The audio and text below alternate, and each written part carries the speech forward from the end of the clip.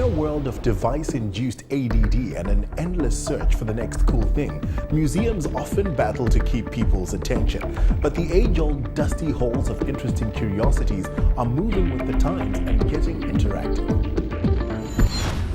Learning can be a very difficult thing. Textbooks are black and white, buildings of learning can be dull, so much so that teachers and students alike can lose enthusiasm.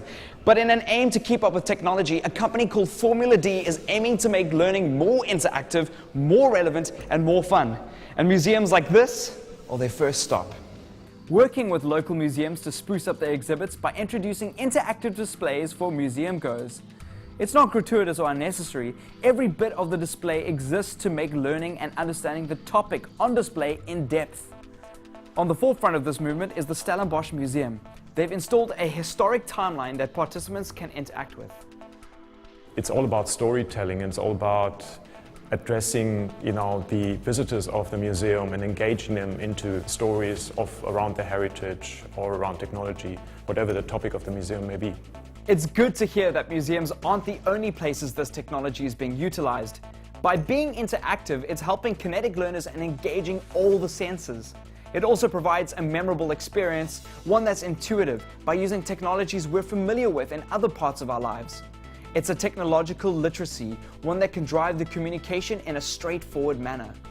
In South Africa, apart from a couple of good exceptions, there's still a lot to catch up with in terms of implementation of technology into museums. But we see now a slow and steady movement towards that museums, like this museum here in Stellenbosch, starting to adopt technologies and become more comfortable in working with technology firms as well. The device works by turning a dial that shifts a timeline back and forth on an overhead screen. This gives the person operating the timeline an opportunity to see the history and context of other events that have happened in Stellenbosch. A voiceover is played when an event is highlighted, providing a short history. This particular display has 3 languages: English, Afrikaans, and Xhosa. None of this could have been possible without interactive technology. The benefits are obvious, and the investment means future-proofing places of learning and transforming them from dull environments into interesting places. We have also heard from our clients that visitors actually come to the museum through these attractions. Kids specifically respond a lot more to these sorts of exhibits.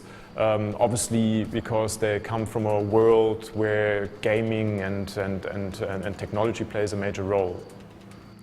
Although it might be early days, the application of this type of interactive technology is seemingly infinite. The only thing that could possibly hold us back now is our imagination and our willingness to adopt this revolutionary way of experiencing learning.